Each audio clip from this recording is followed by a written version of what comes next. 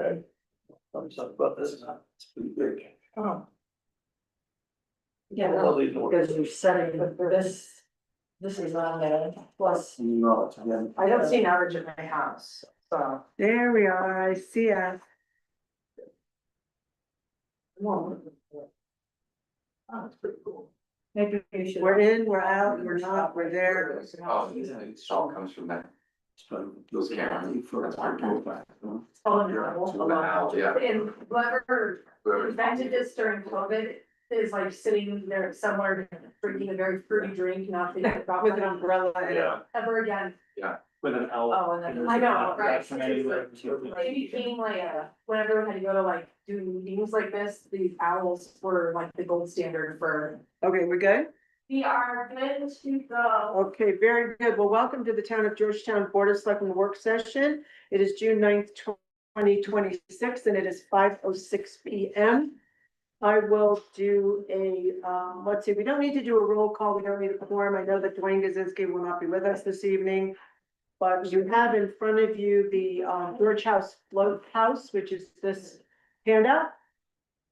And we have Ryan here with us to talk about that. So Ryan, did you want to take it away? Sure. Oh, yes, of course. I'm sorry. That's okay. So Ryan approached the town, what was that, about a month and a half ago? Yeah, sounds right. With this concept, and we've met a number of times. I directed him also to Craig over at Cabin Creek because of the location that Ryan was looking at. So he has had a conversation with Craig, and I hope tonight you could, during your presentation, you can talk about that a little bit. Okay. But tonight's goal is for the board to hear Ryan's presentation, ask questions. If there's any follow-up to be had, we can take care of that at the meeting. But if there is a general consensus that this is something to pursue, then the next step would be for Ryan and I to start talking about a concession agreement for utilizing the lagoon. So with that said, go ahead, Ryan. Yeah, no, thank you. It's been fun, meeting Dennis and talking about the concept. I think I'll start, if I were you guys, I would want to know kind of a little bit more about me and who I actually am. Before I get into the concept here. So I'm Ryan Chase. I live in Denver. I'm 51 years old. Personally, I have 3 girls. I'm a girl dad. 2 girls are from a previous marriage. And they are 23 and 22. So the 22-year-old just graduated from San Diego State. So I was primary custodian holder of my older girls as they were younger. And so I raised them, and I don't know how I did it, but I put them through college, and it felt like a blink of an eye. And then along the way, I didn't think I'd ever get remarried. I did get remarried. I've been married now for, actually Friday will be 11 years. Congratulations. That's pretty wild. Happy anniversary. Thank you. And so we have one of our own, and she is 8 years old. So, back in Denver, I am a family man. Family is very important to me. Community is very important to me. I grew up 3rd generation Coloradan in Colorado Springs. And so my dad was born in Springs, his dad was born in Falcon. And kind of a cool story, his dad, so my grandfather's dad, moved here from Kansas, I believe, and helped put gold on the original Capitol of Denver. Oh, that's. So have a long time history of connection to Colorado, and my whole life, I love our state. As a kid, I was into the outdoors. I played hockey at an early age, so hockey took me to a lot of places. I had a chance to leave Colorado in high school and go back east and play boarding school to play hockey, and that then I went on to college and played college hockey at Lake Forest College right north of Chicago. But as a kid, I learned how to ski in these mountains. I've been skiing all over the mountains since I was 5. Since I graduated, I do a lot of winter mountaineering. I once hold my wilderness first responder certification, and so the outdoors are it's a happy place for me. feel very connected to kind of in respect of the environment. And so, after college, I knew I had a good job, right? I had to go make a living, so I got a job at the bank, and that was 28 years ago. So professionally, I've been a banker for 28 years. And I worked for a bank, I've worked there for 12 years. I kind of have a trajectory there. I would say another, I don't know, 5 to 10 years, let's call it. But I equally am as passionate about my professional life as I am my family life and my kind of outdoor adventure life. I had the chance to go over to Norway in March to do a ski touring experience. And throughout that week, 3 different times we visited these sauna cold plunge operations. One was like just kind of a hole in the wall, 1 unit, you know, all the way up to this corporate looking operation in the harbor with boats all over it. And what I saw was, hey, this is an experience, this is a community driven activity, and it's a cultural thing. And I know about cold plunge, I've done a lot of like endurance stuff, and so what it does for your body scientifically is very, very good. It's very healthy. There's a lot of benefit from sauna and cold plunge. The sector is booming. In Denver, you have a lot of operations like indoors where there's a series of saunas and cold plunge tubs that you can go into. But so when I came back from Norway, I was like, man, this is really cool. Does this exist in Colorado? And I started researching, and I really found that it like doesn't. The Nordic Alpine wellness experience does not exist. There might be some one-offs. There's some mobile units that there's like a mobile business up in Leadville that I found. But I'm like, man, what a cool opportunity to bring the Nordic style outside natural source operation. So I was like, you can't do it down low. You need to find somewhere to do it up high at altitude. You need a place to do it year round. So I started, you know, doing research on all the towns I knew, and I'm like, Georgetown. I'm like, man, Georgetown would be awesome. And so I made a call. I got on the phone. I connected with Keisha, and I got connected with Dennis.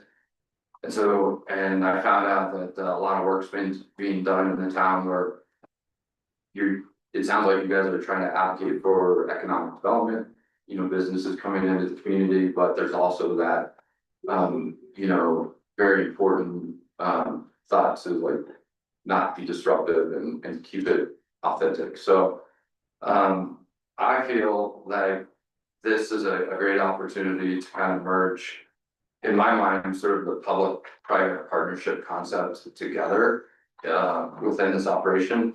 So I'll get into the deck now, but you know, I've simply kind of titled this and labeled it the Georgetown Photo House. You know, it's a year-round Nordic Alpine wellness community on Georgetown Lagoon. And Dennis is correct, I have reached out to Craig, had a meeting with him, and felt like the outcome of that meeting for the location to be off of the shore of Cabin Creek Brewing was positive. I was getting very positive indicators from Craig, and he saw a lot of synergy around the paddleboarding, obviously the brewery, the pond hockey, and I know what the pond hockey scene is like up here. I've never played. I'm going to though, so I think it's a pretty cool you know, winter experience that Georgetown has. The concept on page 2, it's really, you know, bringing the saunas and the cold plunge into an alpine setting, and Georgetown being the location, Cabin Creek Brewing, right off the shore there. Vision, you know, a place that supports local wellness, drives local tourism, and becomes a signature experience in Georgetown. When I talk to Dennis, I really think of Georgetown. I think of Georgetown, I think of the trains. I've done that with my family, I don't know, 5 or 6 times. It's phenomenal. I've been on my bike up Renewal Pass, I've been on Beardstadt. You know, I haven't really done anything on the lake. I walked around the path, a couple weeks ago. And so I feel like it's just prime for just a great little unique experience. And this fitting in where people know they want to come to Georgetown, they know that Georgetown has this float house. The cold plunge experience, if you're not aware, I mean, there's, like I said, scientific evidence that it helps the body. You get in the sauna for 15 minutes, you cold plunge into the lake, you get out and you're actually invigorated, you're not cold, you can sit in your bathing suit out in the cold air temperatures and you feel amazing. And then you repeat it, and the typical kind of cadence is an hour to an hour and a half of that set. And you know, after an hour, you come out and you feel better. You feel better, it's healthy, there's proof that it helps you sleep better. And it reduces inflammation, just, you know, good health around it. The sector itself, the wellness movement, it's a booming industry, 1.4 billion projected by 2030. 87% of wellness travelers seek authentic wellness experiences. And again, proven benefits, improved recovery, reduced stress, better sleep, and stronger immunity. Marketing, I think this is where my background can play really well into the idea in Georgetown. Like I said, I've been in the Denver market as a banker for 28 years. And personally part of the adventure scene and the endurance scene. There's a lot of people that see the benefit of cold plunge. And so I feel like my efforts would bring folks from Denver into Georgetown. You know, I would market to a lot of different sectors, and on this slide, to me, it's endless. Like you could market to everybody, but you know, skiing, snowboarding, corporations for, you know, weekday trips, mountain towns, endurance athletes, outdoor industry, wellness groups, addiction recovery centers, like I said, troubled kid programs. I don't know what those are really called. Therapeutic community. I know the fact that I learned is addictions, there's it inside your body, it creates dopamine, and that's like part of the addictive process. And cold plunge releases the dopamine 2.5 times faster than kind of, I guess I don't know what compared to, but it's a you know, it's a good therapeutic process. So I think there's a market to like assisted living, nursing home facilities, retirement communities, country clubs. You know, like again, I think it's endless. The folks that I can market to kind of in Denver, or you have 35,000 people a day coming by here on the highway. How do you get those people attracted into the town? I think the saunas would bring thoughtful tourism. People would stay, they would eat, they would shop, and they would pull lunch. So the systems, I think one of the things I heard from Craig was you can't be disruptive, you can't be invasive to the lagoon. It's gotta be kind of an easy setup. And this first system, it's a company out of Ontario. And they've set up some other operations very similar to what I'm looking at. You essentially put a sauna, a 60-person sauna, and in this case, it would be the round cube single. It holds 6 to 8 people. It weighs about 3,200 pounds. I think the platform itself can hold up to 6,000 pounds. But you would place this sauna onto the following page, the dock system. This is the NIDOC floating platform, where you would hold this sauna itself and then have a carve out for the cold plunge. And then add in system for just relaxation, but you get a sense of what it would look like. The thing I really like about this system is it's year round. These platforms are built for all temperatures. They have a freeze and ice technology. So the platforms would be, we were talking about it, like semi-permanent column. Like it would be a structure that would be constructed, it could be pulled at any time. But you know, throughout the seasons, the ice would freeze and the platforms are built to sustain that cold. And you know, there would certainly be maintenance, you know, on them, but they're built for longevity. Flip the page, the product rendering just kind of gives you some measurements on the concept here, but the idea would be to put 4 of these platforms separated with a kind of a swimming cold plunge communal hole in the middle. And here are the renderings on like how long that would be, and it took a while down there before I come over here. I was trying to like visualize, and there's the dock, the paddleboarding dock. So right north of that, there's like a little inlet. And I can kind of visualize a short walkway going out to a T platform, which would then hold the platforms from there. And that whole thing is roughly 80 feet, and so I was kind of walking it a little bit, and so I think it would like take up that, most of that cove, or the walkway would only be out, but it would be kind of a structure that would be sort of just the shoreline of that cove. So it's not, What kind of depth do you need? 'Cause that cove and near that cove is very shallow, cause that wasn't part of the dredging operation. yeah, and that's something that I had questions on myself, is the depth. I think for cold plunge, there's kind of, in my thought here, you have 2 versions. One is it's as deep as it can be, and people are jumping off of it, and you know, you don't have to worry about it. Or there's a ladder system where you're slowly dipping yourself down in. And I think in that case, the depth would only be 6 feet, so we would need to, It might be close to 6 feet. yeah, like 6 to And I 10 don't know feet. during low water, if there's that much. I asked Craig that, and he didn't seem to think that the depth was a problem, but it was a question that I had.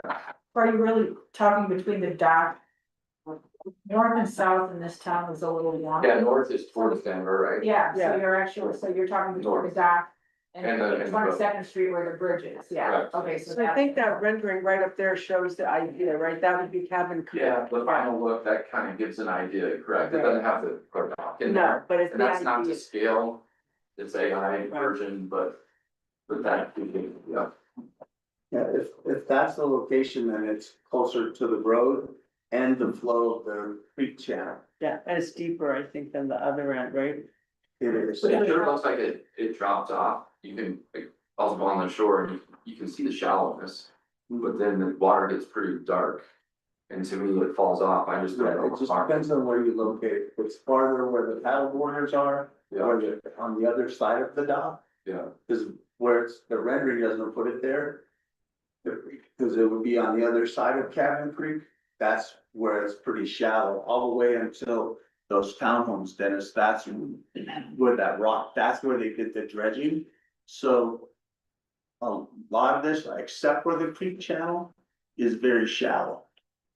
but you're saying between the paddleboarding dock and the road gets a little bit deeper. Because of the channel, but it's not deeper consistently, it's a deeper, like, probably a 12-foot channel through there, because there's water flow. Yeah, I mean, I think that's.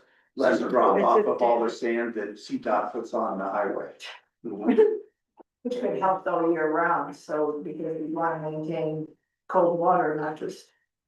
Yeah, Close to that, you know, that's, close to it where the water is flowing. Correct. Underneath. yeah, it's gonna be cooler. Break the top couple inches. So you'd have to do some engineering to figure out what kind of depth you need for this, structure and underneath it, and where you could place it.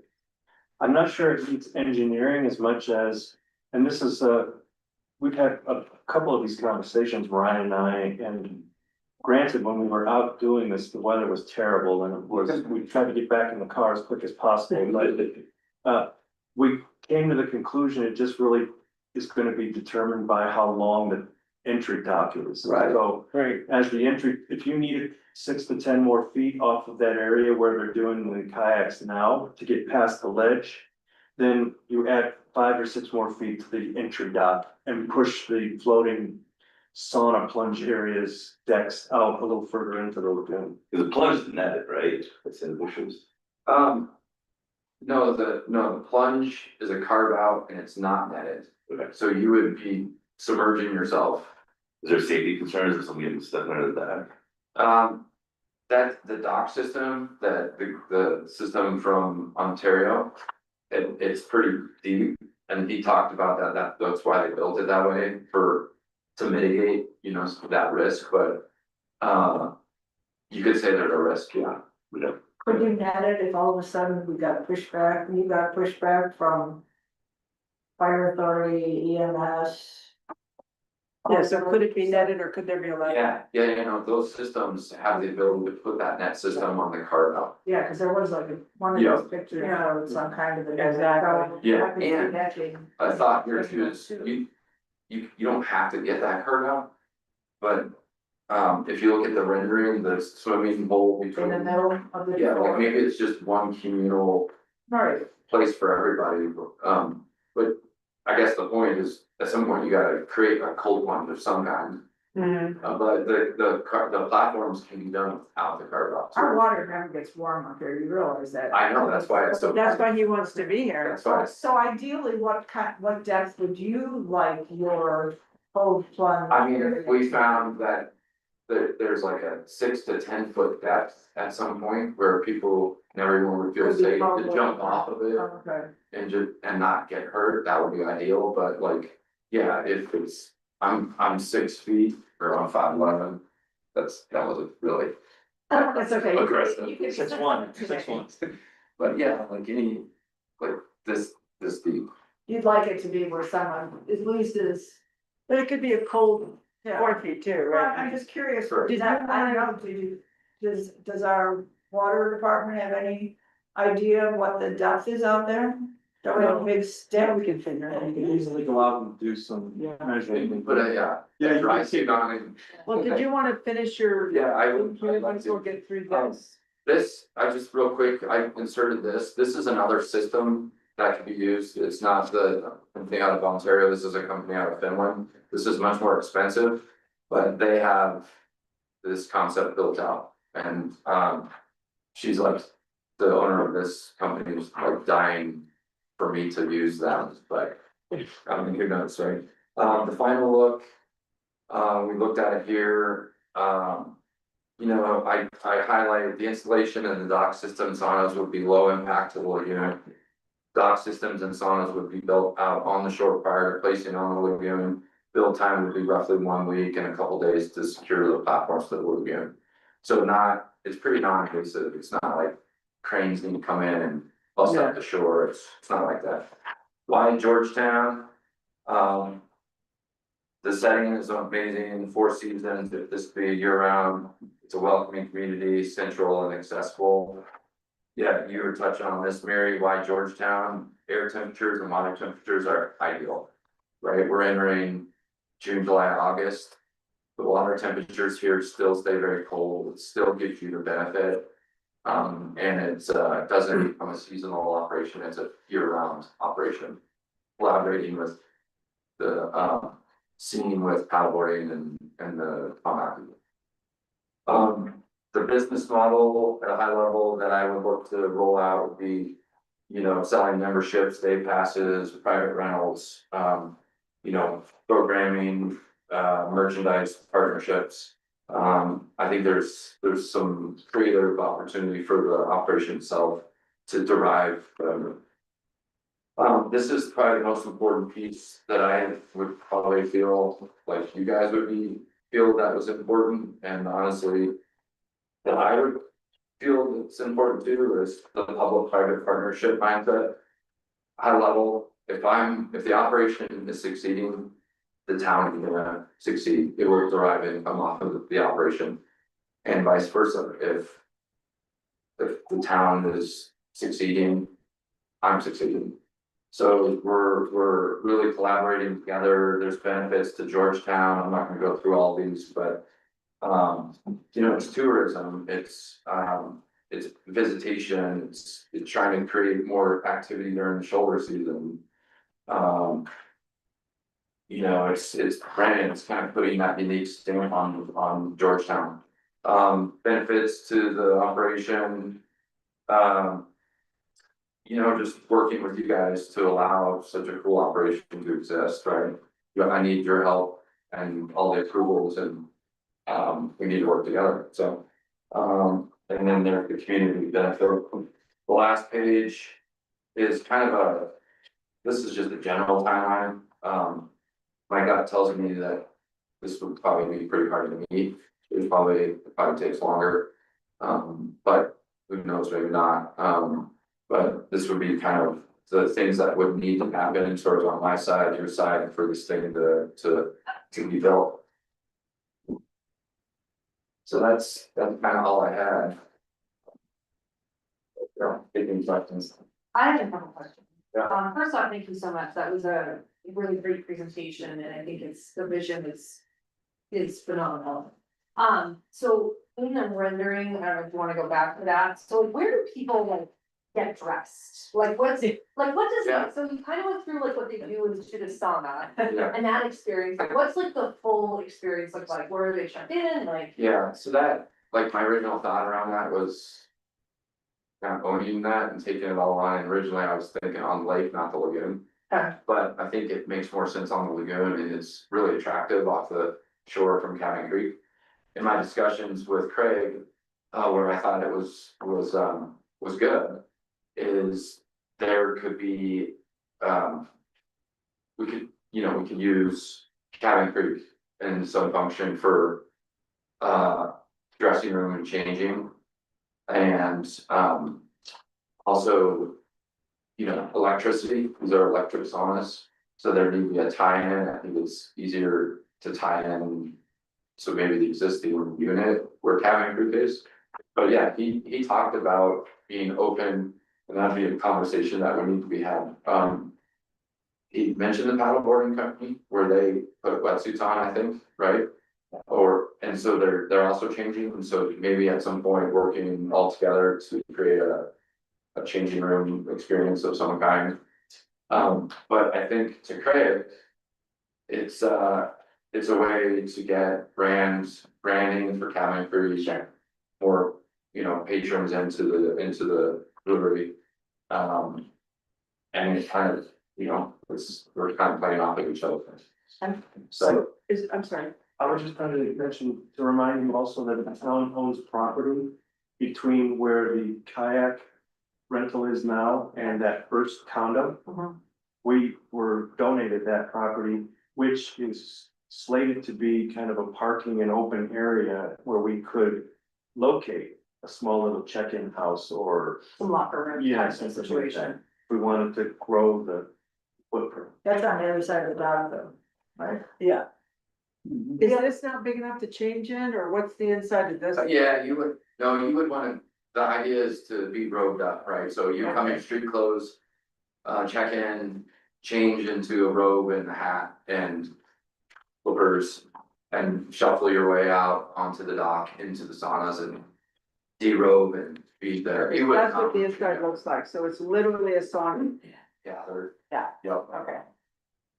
The other question I had is, because this is something that you, in your research, have not seen a ton of, in Colorado, do you anticipate like difficulty with insurance or, as I think Selectmen Smith already brought up the possibility of like pushback from safety agencies like EMS, fire, those types of things? Do you have a plan for that? Yeah, my only research is, as I've asked those questions to Dennis, and there has been a list of dental insurances that would probably need to be had.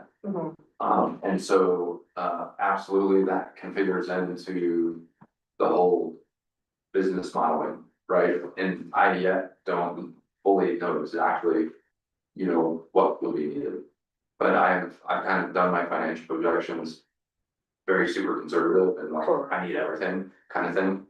But yeah, I mean, I would have to really find out. So, And then my last question is, how much does a person pay for this? Like if I come, what do I expect to pay? also, you know, kind of a moving target, but Oh. yeah. I'm not gonna hold you to this, I'm not gonna show up on your first day and say, you said. No, I think there's a range, honestly, I think I've done a worst case, best case scenario.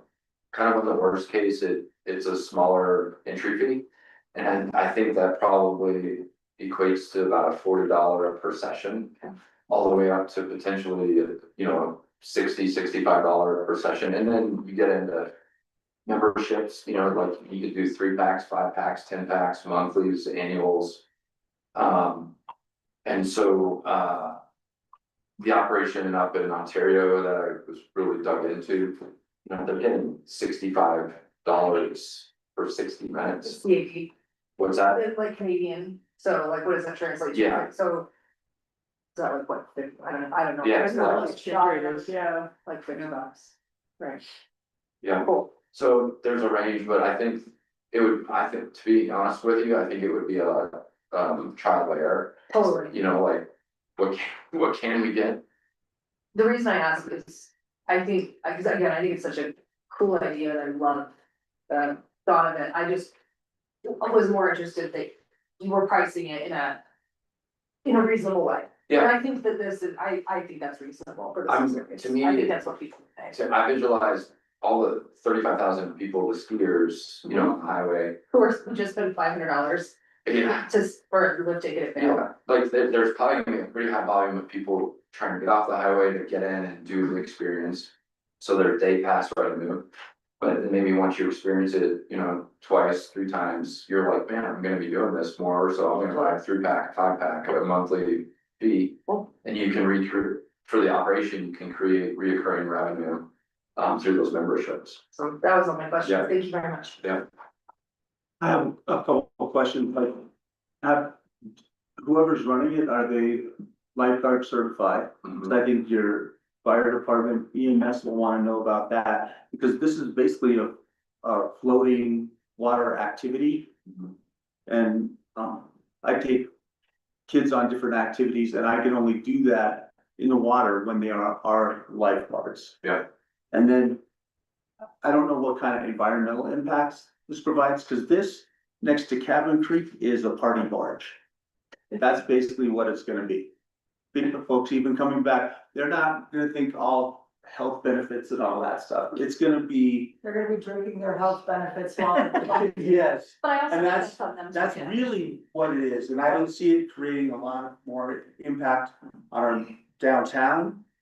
And I think downtown businesses won't be all about it either, my neighbors won't, one of my neighbors is gonna build a house next to mine on the lagoon. They just paid $300-some thousand for the lot. Mhm. And they might say, well, have some, same thing about safety, about environmental impacts, and why can't they just put one in their yard, right out from their yard to the lagoon? Or can you only do it if you're with Cabin Creek? I like the idea when you said something about on the main body of the lake. I don't think we do enough with that main body, and this would have been something when we still had the warming hut. That would have been your electricity changing station and all that, and you have an existing floating structure there. Oh, we do have electricity there too, don't we? Yes, I mean, we have it for the and restroom. I would say my neighbors would probably be much more amenable to putting it in the main body of the lake than they would. Because let's face it, it's gonna be a lot of young folks that are willing to pay like 50, 60 bucks to chill out, have a cold beverage and utilize it. And the other thing is, it's getting real crowded. If you were here this last weekend around Cabin Creek and parking and where people park, where the main body of the lake is not near as crowded. So, yeah, safety issues, I think you'll need to answer those for the fire authority and EMS. And what kind of certifications do folks have that are gonna be there operating in? And if there's any environmental impacts. So my neighbors are gonna wanna know about that, and I think, yeah, I think it just looks to me like an extension of our brewery down there. That's what it looks like, and that's what it's gonna look like to our neighbors, and they're gonna not be really amenable to it. Is that you You mentioned, know what, the folks I'm talking, the folks that actually live there, not the short-term rentals will be happy to walk around in their Crocs and a robe from the other side and go to the party bars, they'll be happy to do that. I want to ask a quick question because you bring up the main lake. Is there a reason why the main lake came? You mentioned it earlier that you had thought about that and then you went into the lagoon direction.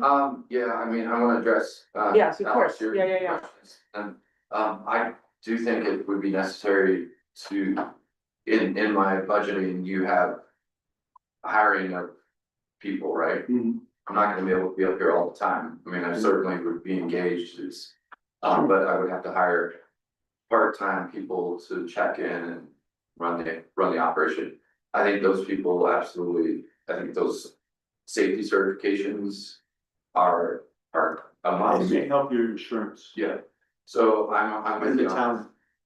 I'm with you on that. The other idea is, like I can respect, and I certainly don't wanna come in and create an extension of a party garbage. That may not be your intent, but that's No. how some of the We work already have it will down be. there, it's not part of ours. Yeah. But Well, it's, yeah. the culture, you know, I think. The cold plunge and sauna culture is not that, I mean, maybe it can become that, but I think it's also can be dictated for not to be that.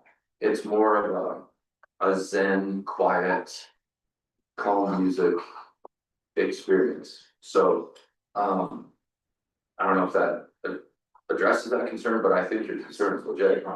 And then, you to answer your question, Georgia, Mhm, is, yeah. my original idea was much grander. And, you know, through the council of Dennis, just be real honest. Yeah. You wanted might scare 20, you everybody. wanted 20 instead of only 4? Exactly.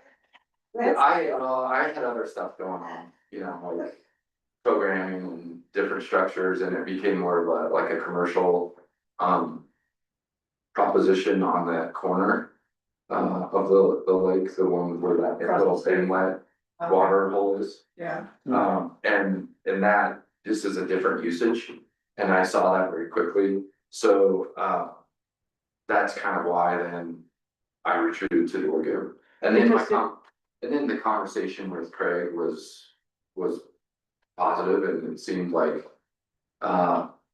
you know, the lagoon can hold the depth, it's cold, and it's a little bit less, intense, like the wind, like the ripple. Yeah, the wind is definitely, With the rippling, Less than- yeah, less so it's a little bit more, it matches that. you won't have calmness. as many white caps. Aesthetically, from a person who would be sitting in the sauna and then going out into the cold plunge, which will not be me. I could just go down there now. Rich and I represent the lake area of the town, just so you know, okay? And I'm very open to this, so just remember, but Mhm. from your zen moment for your guests. To me, that would be more on the lakeside It is. and looking At the to the mountains. mountains, Yeah. rather than in the little inlet area that you're talking on by Cabin Creek. And I can totally appreciate why Craig is all about this. But where you're looking at still Yeah. houses and into people's houses. Yeah. Where's my Zen moment for participating in your, you know, so I think even it's just fair. on the other side of that, wherever it fits best.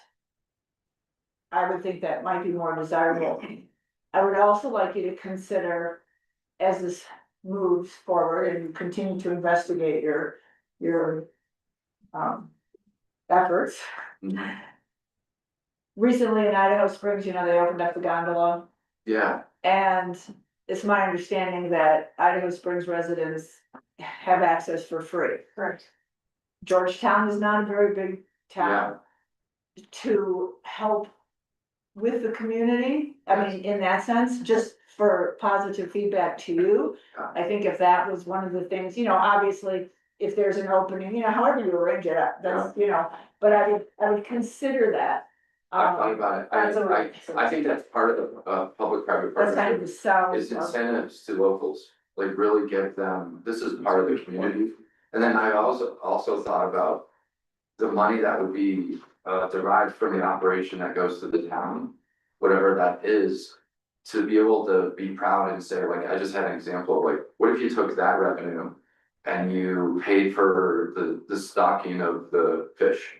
And I don't know if the town does that, but you do something like that where you can very clearly say, this is a positive thing for the community. The revenue generated contributes to the town's expense of the fish or park or something. Right. But yeah, And the environmental concerns and the water safety, and even though it seems like only a few people are jumping in there, right now, we don't allow swimming at the lake. You know, and and there, Because it's a water supply. exactly. there is or there's not. There is not. Yeah. You know, I mean, you fall in, you You're- know, it's one thing, exactly. But from protection of our water supply. Yeah. And those, and even you in Denver, you know, Yeah. you know, that needs to be a factor that We need some, we have Yeah. our Yeah, there's laws lots to determine. Done. weigh in on as to what the impact would be. And we don't allow motorized, you know, watercraft out there for that same reason. Right.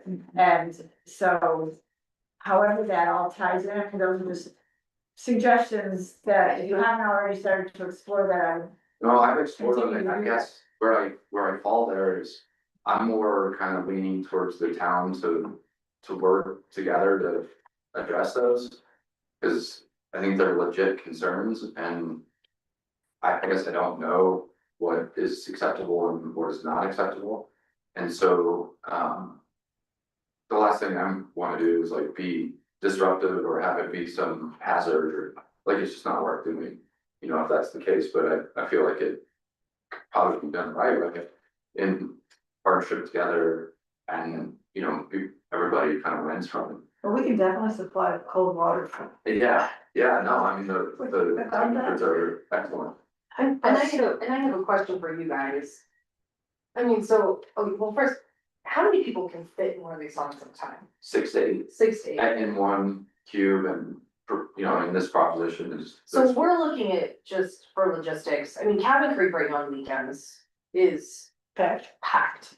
I mean, all of us are, we all, yeah, everyone's packed. We all don't go there because it's packed, yes, Yeah. exactly, on weekends. So is the influx from your guys' perspective of say 24 people doing an experience? Well, 24 times how many hours? Yeah, so I mean, 24 times how many hours, Yeah. correct? I mean, I would say that there would probably need to be some Yeah. logistical caveats. Yeah. Like, you know, you can't do cold plunges at 1 in the morning type Right. of thing. Yeah. What would the How hours would that be? what- What would the hours? Well, be? I- mean, off the top of your head. Yeah, and off the top of my head, in my first round of a concession agreement request, I was requesting, I think, 6 AM to 10 PM, but understanding that it wouldn't operate, like, just maybe that I could, but like to find the right operating hours with that. And then that you have could be- lighting issues, right, and sound and things like But that. that could be another reason why Right, the better Lakeside would be location better. could be the lake as opposed to where the residents are right across the water from you and your so, experience. and let me ask this, because I think we've asked some really good questions here, and we have all this information. What is the outcome today that we are expected to get to, or is this for further discussion? Well, so Ryan wanted to order his equipment the second time we met. And I explained to him that there's a process here, but I think more importantly, from a broader perspective, the town is plowing new ground here, right? Right. Because I hear all the time, we should utilize the lake better, but all these issues that, especially from Ward 3, Right, have to be worked out, right? Lights, hours of operation, noise. When you, on a Saturday, when you walk out your door, if you live down there in the morning, the tents are set up, the fishing lines are in the water, the kids are running around, people are backing up.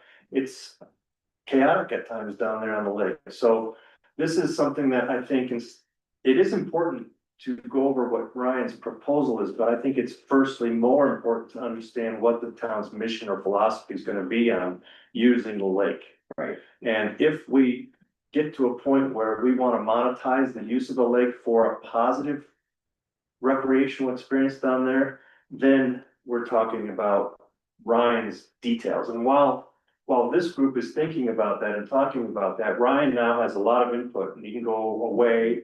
And we've touched on a lot of these things out of the gate, but nothing in depth yet. Yeah, To Has point for it. BPC heard this yet? Okay, Now, remember, BPC is a promotions group. Right. So you are the economic development group to hash out these things ahead of time. no, I understand that. Yeah, I just don't wanna. I'm not trying to put a roadblock on, I was just curious if BPC had this presentation to them. Whichever way they may fall, I just was curious. And my curiosity too is still about the big lake. I understand that it's a water supply, I understand, oh dear, Oh, sorry, I got. I understand. I got clothes in here. Okay, I understand that it's, something brilliant, okay, it's windier and all that, but I do think aesthetically it's so pretty on the big lake. So I don't know if that's something that could be considered or. Yeah, the lake was, if there was nothing that we talked about that prohibited one or the other, yeah, but I will say that when Ryan gave me his visual vision of what he's gonna grow this to, it was like Atlantis. And Well, then we need a bigger lake. I can handle that better than the lagoon. The other thing we need to consider, is what portions of that lake or that shore may have BLM restrictions on it, because there's that lots has of- come up in other conversations. Thank you, sorry to So we distract. wanna maybe provide Ryan some specific things to get back to us on, or how do you no, want I to? think tonight I was just hoping that the board would look at this and say, this is a cool concept. We support going further on this before we waste a lot of Ryan's time. Right, And, you know, to his credit, Ryan wanted to buy the equipment the second meeting. On the third meeting, he had his concession agreement bullet points that he wanted to negotiate with me. And I, you know, so, and so he's really ambitious here. That's all I'm saying. But we have to kind of build this. on to that point though, I also understand what. Yeah, Exactly what you're saying, I'm not trying to force my way in, like it. Yeah, of course. of course. That makes sense. I'd be interested in the sauna part. I think, You might would- actually. Half price. I would love Hold- to hold see us on to- push this further. It's not Really important. okay, hang on, okay, Amanda, go ahead. I would like to see us push this into further exploratory and whatever the long term looks like, because I think this is. Economic development of any kind is hugely important to us. The lake, it's a good look, it's a very appealing, Unique. yeah, it's unique. I think it's really cool and I hope that you can get all those logistics worked out. Yeah, I've never actually cold plunged, but I would do it for you. So So, going forward. Yeah. Ryan and I will continue. I think we're hearing green lights around the room. are we hearing Well, green lights? Let's just be here. Yeah, But with the condition. I'm all lagoon, dude. What's that? I'm all I lagoon. think, I think having fun out there, it'll be. okay, hang on. Okay, we're gonna go around. Yep. And so Mary, and let's hear from Ward 3, Ward 2, Ward 1. You are the sole rep. No, you're not, Ward 2. Alex is the only. You're the only one, Ward 2. Okay, so let's hear, No pressure. and we've got 5 minutes till we have to start our regular meeting, just to be aware, you had caveats not on the lagoon. Yeah, and then to answer the environmental and safety Correct. concerns. I think, Okay. yep. Okay, Alex, How long is the walkway and how wide is the walkway to get to the So campus? it's The 50 feet. yeah, it depends on the. how far out you have to The go? depth. Target. But probably the walkway itself, 10 to 30 feet, and that's a big range, but. 6 foot wide? Oh, but yeah, 6 feet wide, 2 minutes. and then the platform in front of them is 8 feet. So would you be taking the single ones? Hang on. Oh, sorry, I sorry. mean, That's right. the picture basically just shows it as kind of a pontoon. That does not have any safety features at all. Okay, so we know safety is a concern, we know that lagoon is a concern, we know noise and lights are a concern.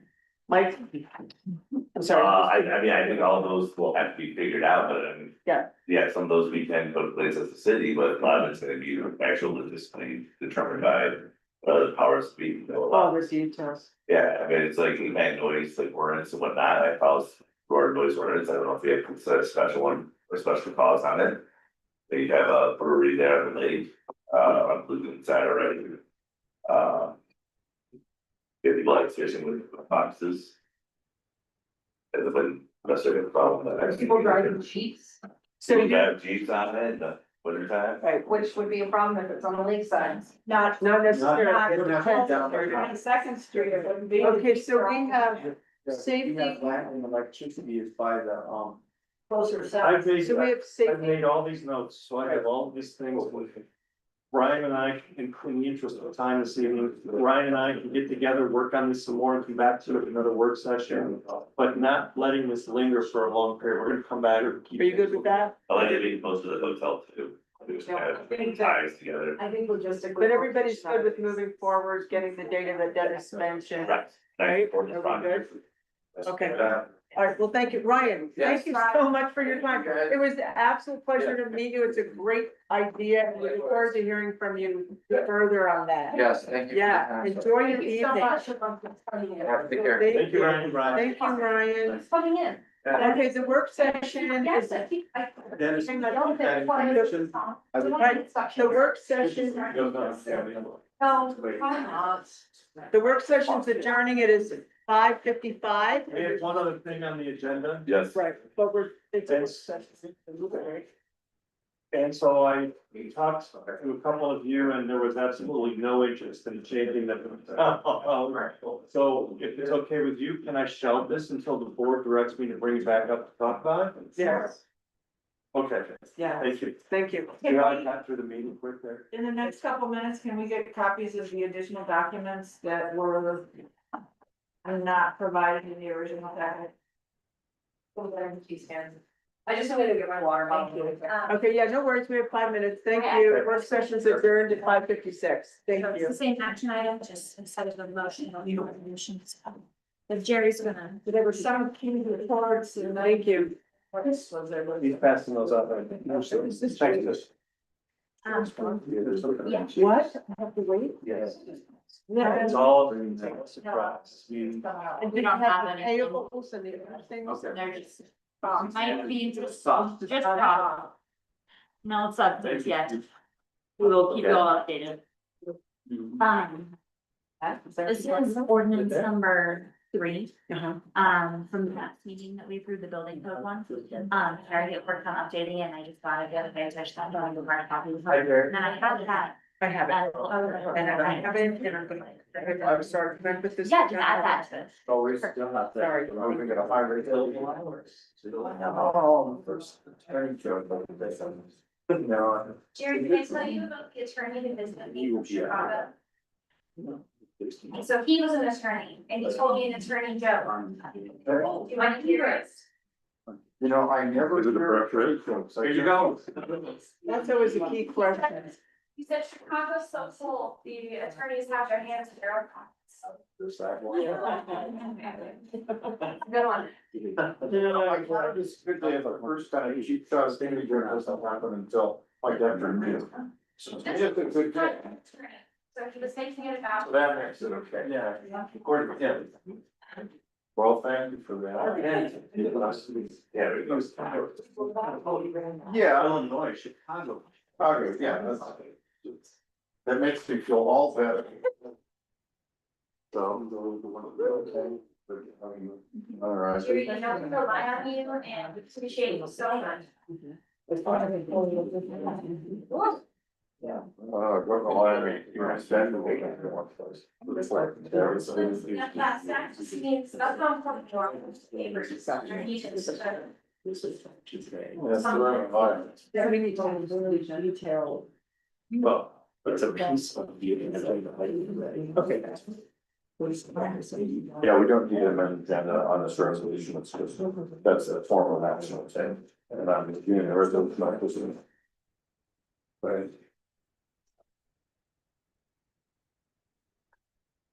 All right, are we online? We're ready to go. Do we have anybody online? I'm not gonna start early, but Bridget, do we have anybody online?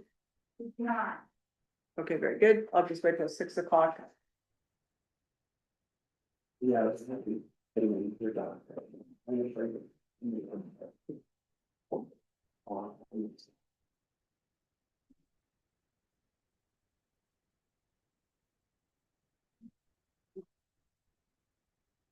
I like the new standards. Yeah, thanks. But they, you know, we talked about the colors, but like the town colors, but black and white.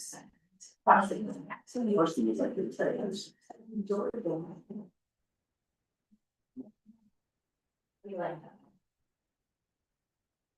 I think there's too much. All right, thank you. It is 6 o'clock. Let's stand for the pledge of allegiance. I pledge allegiance to the flag of the United States of America and to the republic which stands one nation under God, indivisible, with liberty and justice for all. Thank you. So this is the Town of Georgetown Board of Selectmen regular meeting on June 9th, 2026, and it is 6 p.m. I will do the, I was on call to order. I'm going to do the roll call. Michael Huggins. Here. Amanda Cooper. Here. Alex Sassoon. Here. Gwen Kaczynski is out today. Mary Smith. Here. Rich Barrows. Here. Okay, we have a quorum. Thank you very much. You have in front of you the agenda for today. Are there any additions, changes, or corrections to the agenda as presented to you? That's not a change here. This was an addition to. It's an addition to what's in there. Thank you. Do I have a motion to approve the agenda as presented? Second. Thank you, Mary and Rich. All those in favor? Aye. Any opposed? Thank you very much. The agenda is approved and accepted as presented. Public comment. Do we have anybody online, Bridget, for public comment? No. And we do not have anyone in the audience, so we'll move on from that. Do we have any presentations to be made? We do not. Okay. Thank you very much. We'll move on from that. So the next item up is financial items, your payables. These were just handed out by Q to us. You have in front of you the payables for May 22 to May 28. And let's see, we'll take a minute to just scan these if we haven't seen them.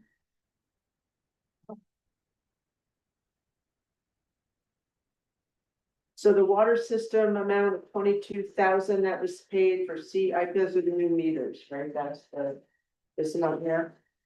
That's the 10 new, meters. the half company. Half. Yes. You approved that. Yeah, no, we did, yeah. I'm just seeing the argument asking about it. Okay, any questions on the payables?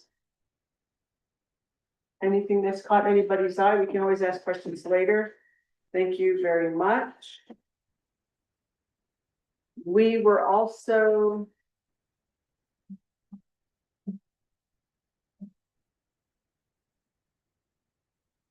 Why do I have two payroll to June 4th? Okay, got it. We also have payables for May 29 to June 4. So we can look at those really quickly. Question on 10-60-436, mine was speed shot. Yes. Install DPF filter and program truck, and it was $4,630. Yes, the dump truck failed and it was an emergency repair, so Milos works with heavy pieces of equipment all the time for us. They do repairs on a regular basis. And they also serve the fire authority. This piece of equipment was expensive to the point where we prepaid for the part. And when it arrives, then he will bill us for the balance of that and the repair is complete. So truck is truck. Yes, I was more interested in what equipment had failed. Yeah, I figured it was a truck of some sort. We find it up to. Any other questions on either of the payables in front of you? All right, thank you. And we have also a budget year to date. There was some other information provided. I'll have to go through these. I don't have any questions at this time too, but thank you for the information. It's really great to have it. I like how you've broken it down and everything. Does anyone have any other questions on these? At this time? Amanda, did you have anything? No, I'm good, thank you. Okay. Very good. And I was wondering, had we asked in the past for a debt report on debt retirement or how our debt status was? Haven't we asked for that? That was delivered to the board during the budget process back in the fall. Right, but weren't we gonna get updates on that or quarterly or The something? debt doesn't change. You know, we Okay, just, so the payment, the retirement, right? Okay, I'm sorry, I thought we had asked for that. Very good. Thank we you. asked for financial statements. That's what I remember. Okay, But it's easy to get if that's what the board would like to receive on a monthly or quarterly basis. yeah, I think that'd be great. Thank you. All right, moving on to the next item, we Is have, that what the board wants? would the board like to do that? Have a quarterly or monthly updates on the debt and the retirement? Yes, gotcha. That in retirement. Debt retirement. Debt return. So it'll just. And your retirement plan.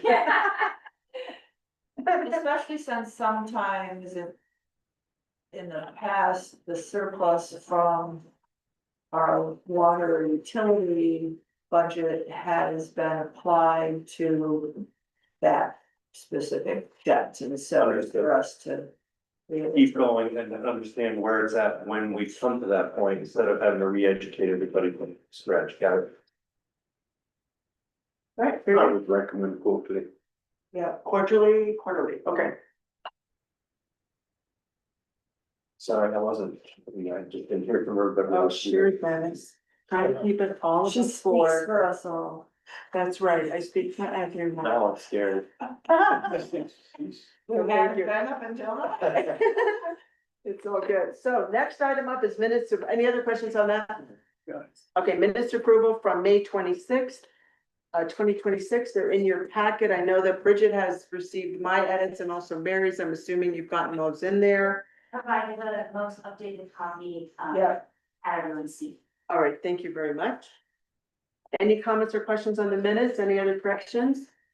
Jerry, can I ask you a question? Sure. For the work sessions. Is it, and I realize that we don't keep minutes for that, and people can view it here and everything like that. But would there be a reason that we would reflect the members that are present just as an accountability piece of our own board? Yeah, there's nothing wrong with saying a work session for those minutes being really pretty short. But, you know, when the work session was convened, who was there? And, That's, you know, the float house was the topic kind of thing, rather than having to go back through, not the discussion, not any of the blah blah. But just like the agenda, basically. Yeah, yeah, that's fine. I often see work session minutes being paged. You know, was convened at such time and day, the following persons were present, following topics were discussed, 1, 2, 3. Which really reads just like an agenda, but sure, there's nothing wrong with doing that. Minutes aren't required for study sessions or work Right. sessions, but if you wanted to have a record of them, I'd recommend it not be any more detailed than that, but you can do that. no, nothing of great length, but I think there's an accountability on this board and everyone who sits here. If people are in attendance, and just for the ease of when one is looking back at the minutes and be able to say, oh, yeah, That's They when we talked talked about it. exactly. Does that make sense to So- everyone? Is the way that I had it presented in the copy of the minute that I provided what an acceptable format moving forward? So, I think the only thing that was missing here was, there was a topic, yeah. right, so, and I just wanted to clarify that I was okay asking for that information to be in here too, so, Yeah, yeah, and just have the adjournment time. It's perfect. Yeah, I think so. thank you. Is everyone good with that? Okay, very good. Any other questions on the minutes from May 26th? All right, do I have a motion to approve the minutes from May 26, 2026 as amended? Thank you, Amanda. Second, Alex. All those in favor? Any opposed? Thank you. Very good. So we are moving on to agenda item number 1, which is consideration of applicants to serve on the Board of Adjustments. Pages this year? Yep. Very good, thank you. Okay, so you may know that we have something called a board of adjustments that reviews and approves or denies variances. We've not had a meeting since 2023, but we have had some inquiries recently, so we want to make sure that we do have enough people on the board, so if there is a formal application, we can call that board together. We currently have 3 people serving, although Mary Clark just submitted her letter of resignation yesterday, so Tom Elliott is the only person that's on the board, and Sharon Stewart. So, Tom has agreed to remain on the board, but he's requested that we seek a replacement for him, so he's on the board right now. Sharon Racino has agreed to stay on the board, and we recruited Carolyn Passell, Matthew Brown, and Elise Tidwell as new appointments. So if you have any questions about them, they all live in Georgetown, so they can serve around. Is this board, is it, or is it only planning that has a residency requirement? Planning requires that there be one person from each ward. Okay, It's the only one that has that. okay, I just want to make sure. Yeah, thank you. Any other questions on these appointments? Well, because there's so many little appointments. And during the board doesn't meet that often, is there a reason, or is there mention in code that typically those positions are staggered in their terms so that we have some continuity? It's a 5-year term. They're supposed to be appointed like one every year. So if you'd like, we can shorten some of their terms. So could we designate that someone's gonna expire and not expire and for real, but? Maybe we're already in 2 years. It goes back to the exact time. I think it goes by this one. I'd say it would be perfectly fine to put Tom Elliott as the one that's gonna expire next year. For not for real. Yeah. Yeah, and then Sharon the year after that, and then the 3 new ones we can Yeah. just pick and, Maybe do that. yeah, Mhm. And just check with them. So that there's, yes, you know, yeah, some no, that's right. coming on like basically a whole new board.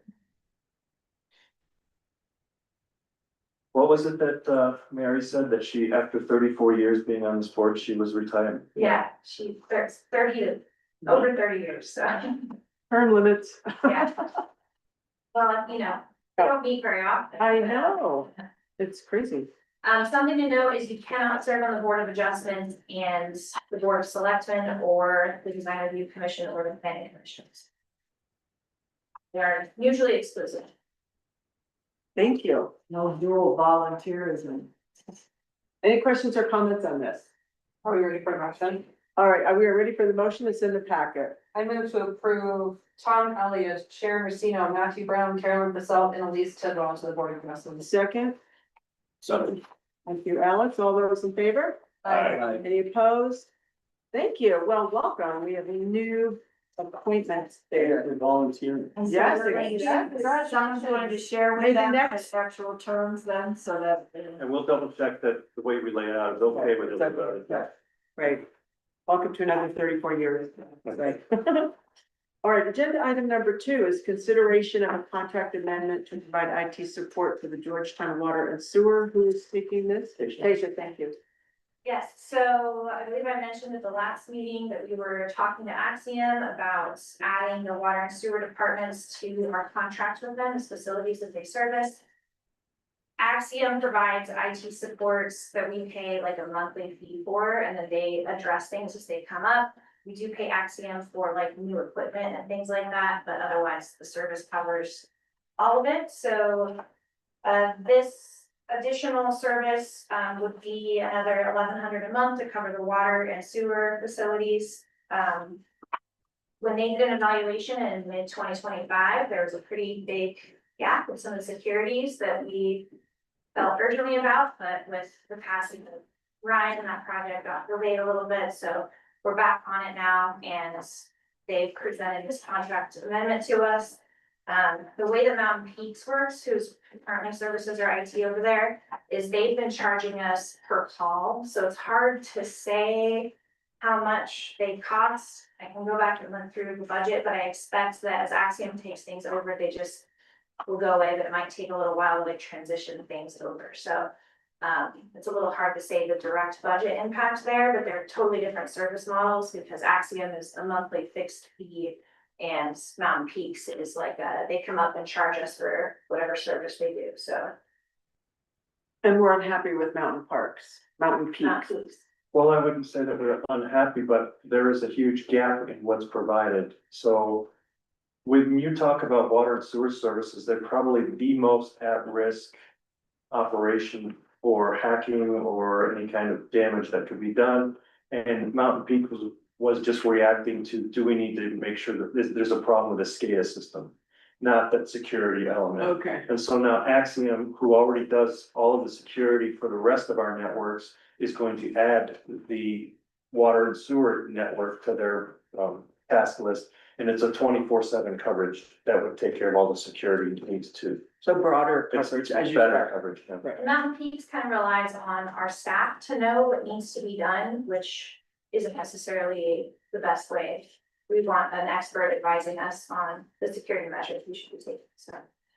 So how often do we renew our contract with Axiom? I think we do it annually.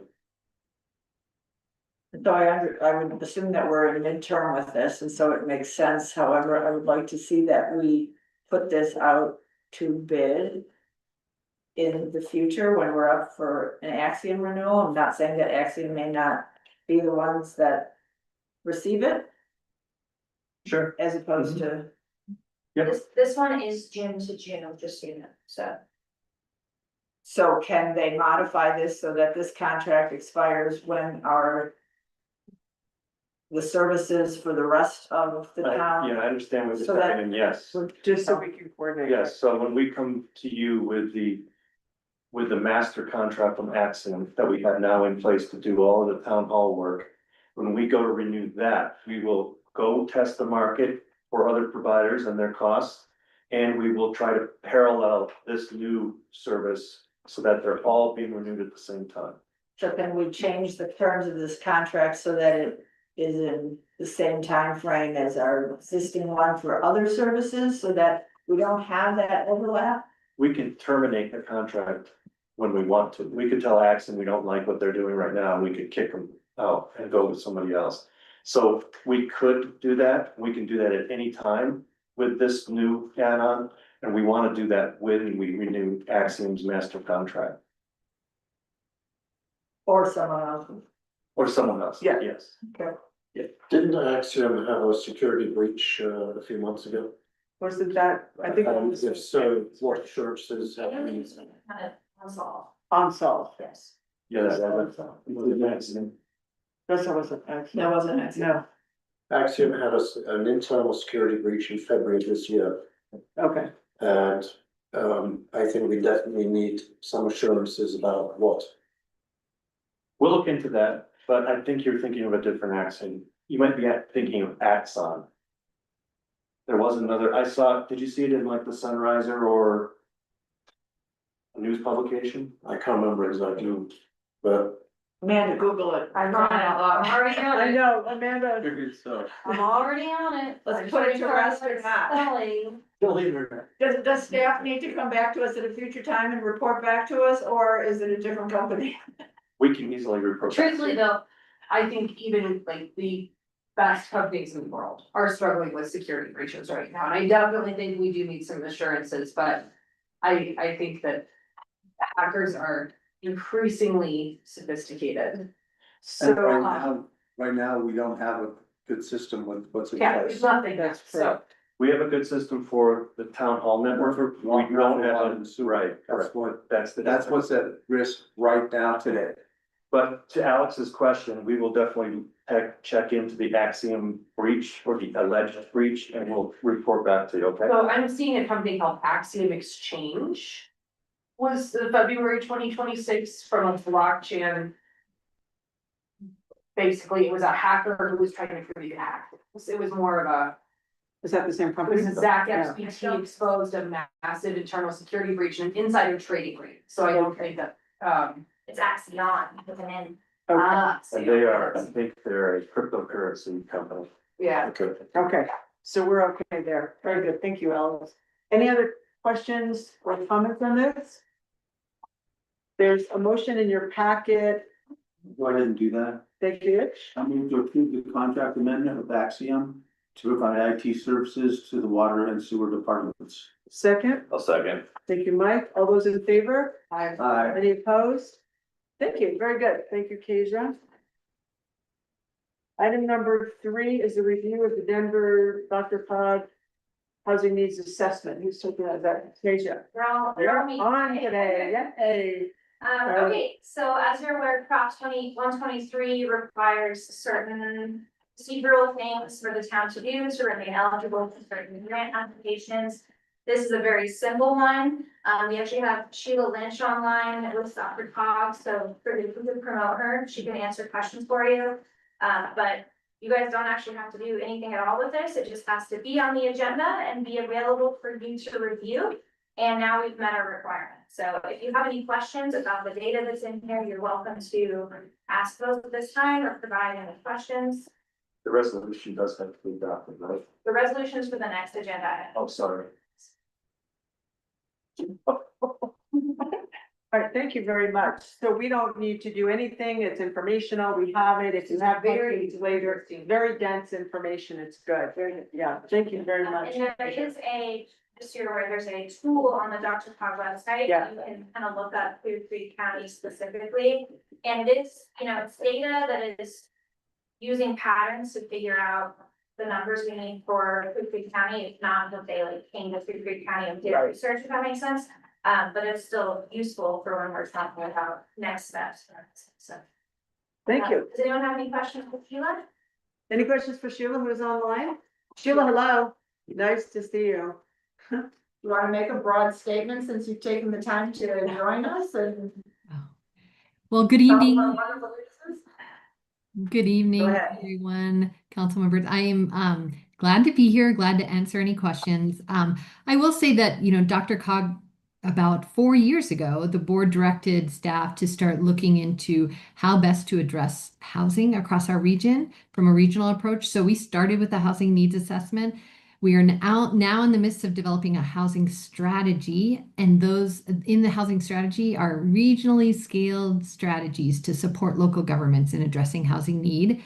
I will point out in the needs assessment, those numbers are about need. They're not a mandate to build number of units. It's just, we wanted to get a sense of scale and scope of need so that when we start working on this regionally, we understand kind of what we need to do. So as Keisha mentioned, the dashboard that we have is just a good way to start breaking down these big numbers and get a sense of, you can break it down by sub-region. We kind of broke the region into these smaller pieces of the region. Then we went down to county level and also municipal level as well. So happy to answer any questions. And yeah, and please reach out even after this meeting if you have questions.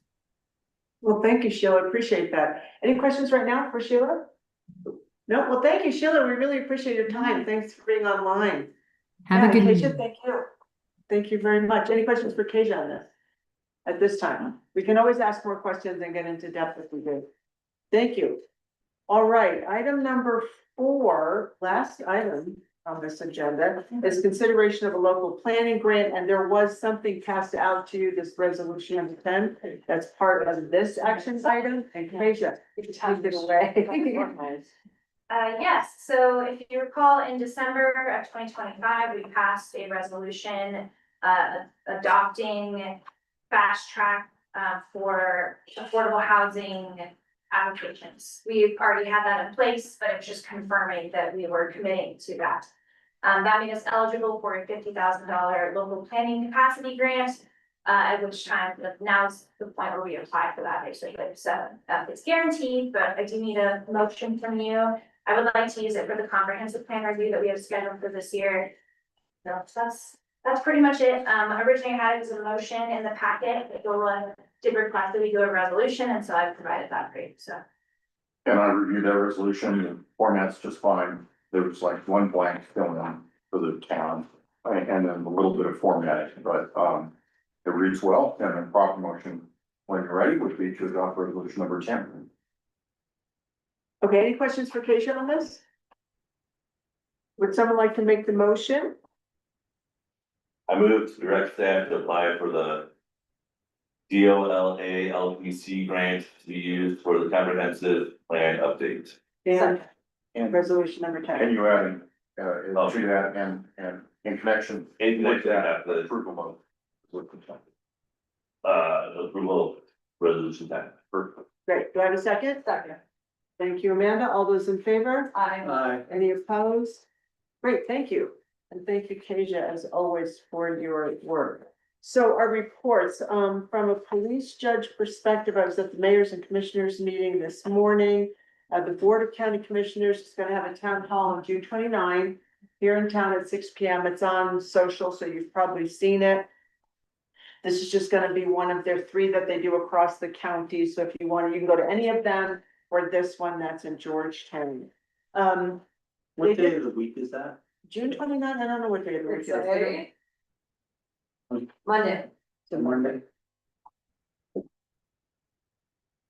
And they did talk about, Idaho Springs is having some ballot initiatives for this fall that they're contemplating.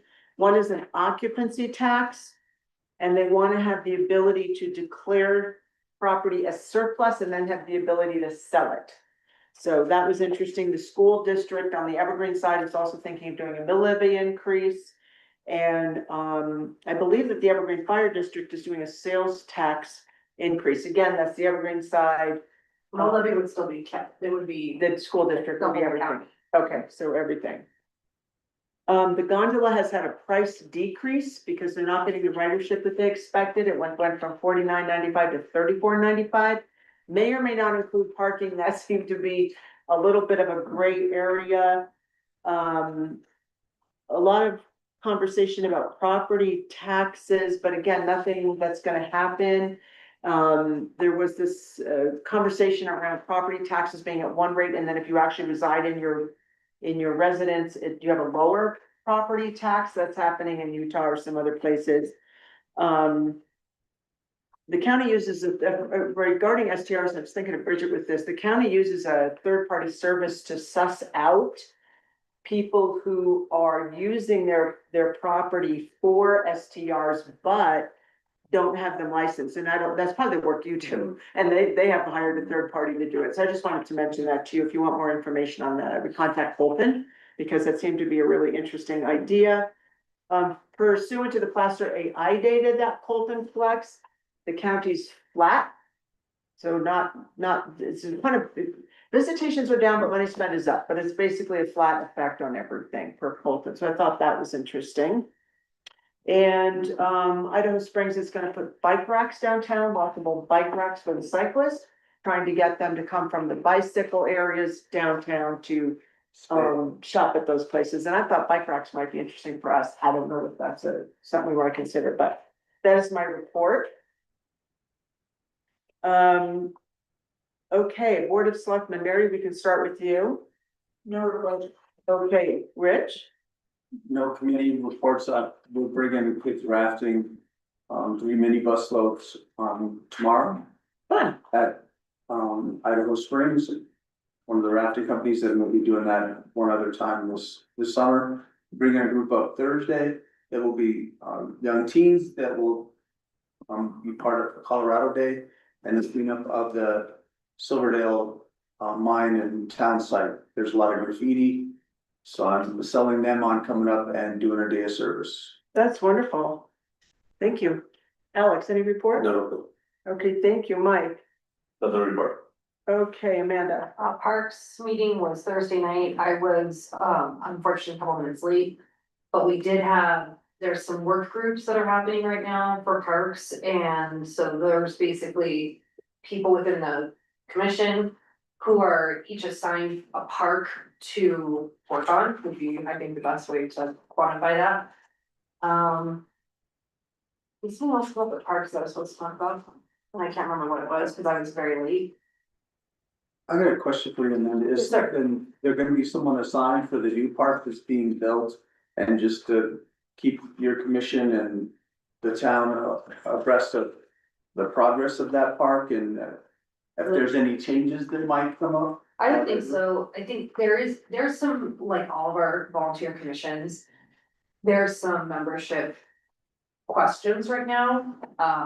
And so I think, yes, would be my short answer, but I think that we would need a little time, but Dennis is doing a really good job of mentoring the parks people through some of the logistical challenges, cause it's the first time many of them have been exposed to process like RFPs and design reviews and this was actually, you know, something that I know we've all talked about as far as like some governance and little logistical trainings that I think would be helpful, but they're really, the Parks group is so fun, and I love being on it.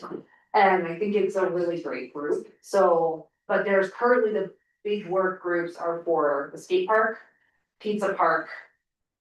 In Worland, Gateway. in Gateway, thank you, I was like, yeah, so. And there's individuals that are assigned to those, there's like 3 commission members each. But we've had some, like, the chairperson has unfortunately not been able to attend the last 2 meetings, because he got a job at the other. And so I think I'm sure he's gonna be back soon, but then there's a couple other members, we have an alternate that's probably gonna slide on, so.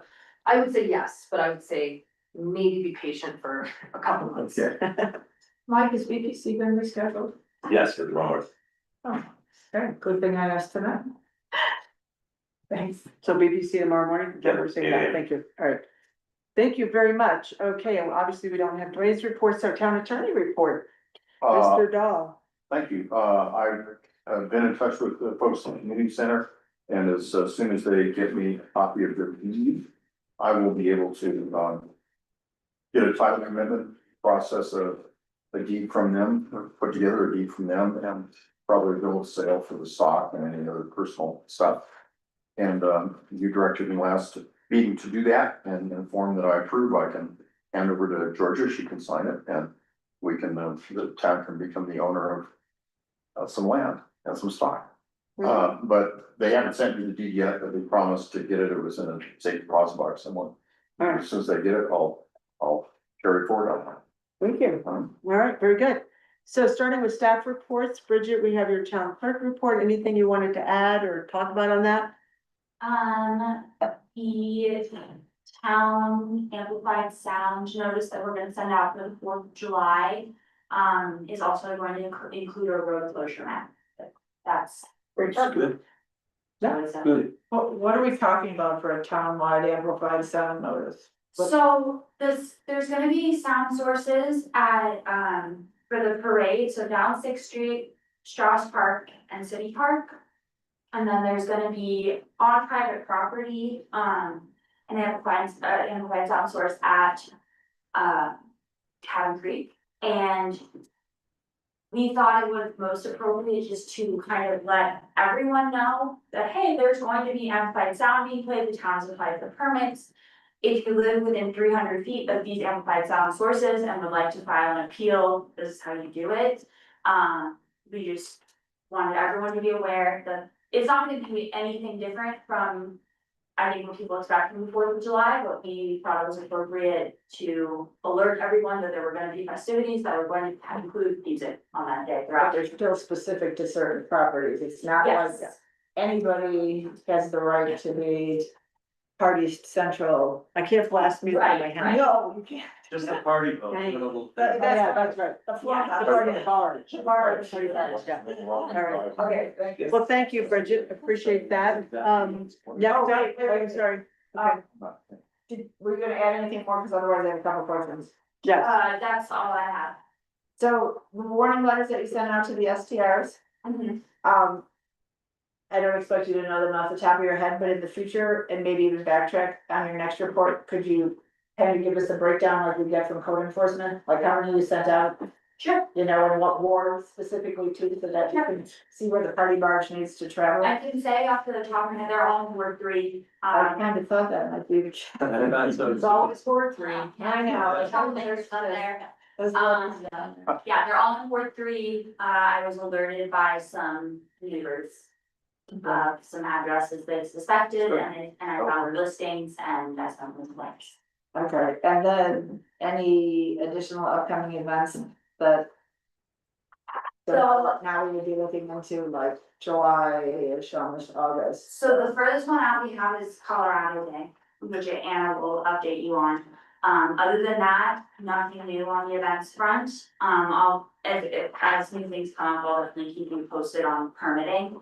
But nothing new events specifically other than Colorado Day in August. And a couple new sponsors for S'mores on 6, but I will leave that to Anna to ask color there. There's Yes. typically a bike race, the double triple bypass in July. Have you received anything from them yet? Received anything from that? Okay, Yeah, Mark mentioned to me that he's working on it, but he has not submitted any paperwork to us. I really liked this, by the way, just wanna say that. Oh, yeah. Good, I'm glad. okay, thanks. Bridget, will you do me a favor? And there's been some conversation about Jay's on Sixth and their, Yeah, yeah, can you explain how you're helping them? sure.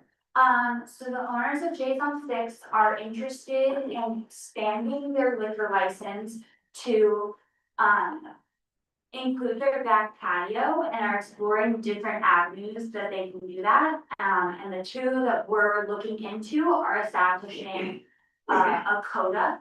And they would include their back patio as well as some more of the commercial district downtown.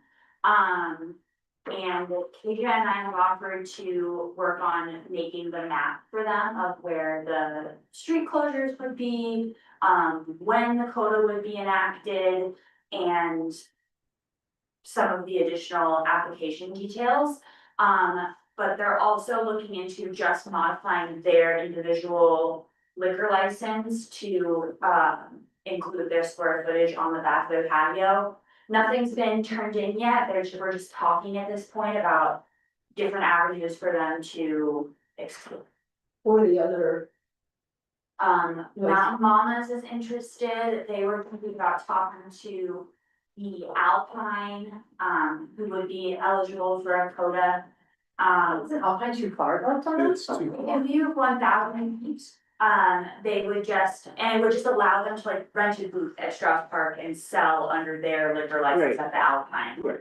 But people wouldn't be able to like take a beer from the Alpine and walk across town, like that's not how it would work. But they could be within the coda and sell within the coda map, if that makes sense, under their liquor license. They wouldn't need to get like a special event liquor license. So they would rent one of those booths for $25 and sell alcohol out of it? Or set up a table, and rent out, you know, a park, something like that. They're also talking to. The happy hour.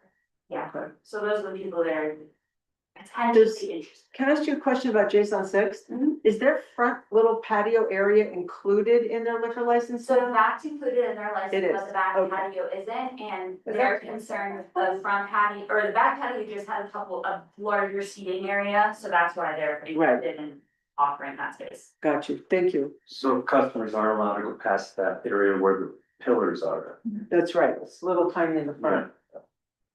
do they have the entire front in front of the other storefront too, or is it just in front, directly in front of theirs? Just in front of theirs.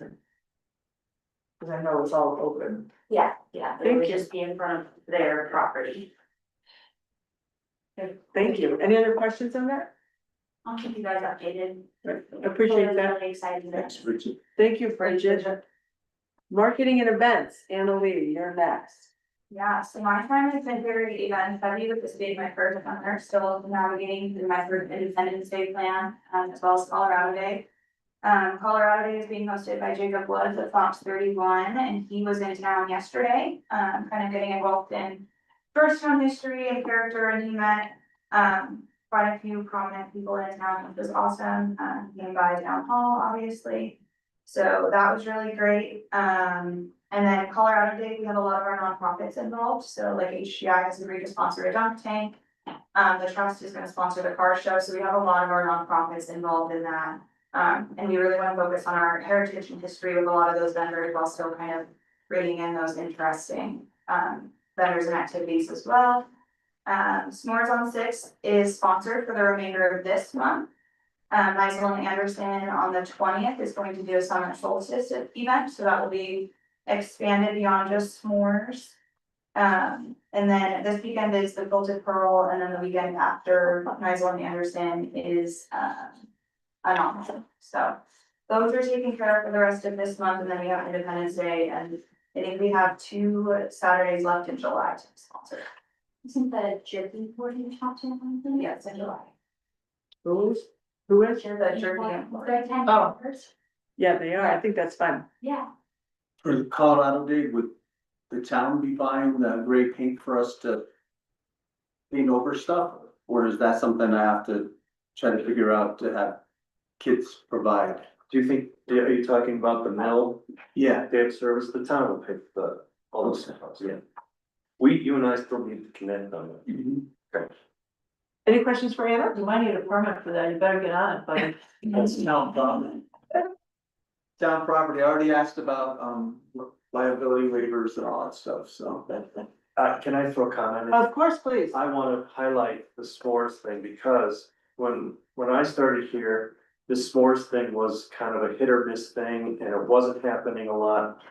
Georgia took it and kept pestering me, we gotta have s'mores, we gotta have s'mores. And so I have to say, job. Georgia, for sticking to your guns and making that something, and now you can hear from what Anna's describing, it has really grown into something awesome. People have enjoyed it, yeah. I never thought we'd get so quickly to the point where businesses are actually asking to be part of this. Yes. Be part of the sponsorship, so I hope that you all feel good about that, and especially about what you started. Way to and go, what Georgia. Anna's doing So- now. So my annoyance worked.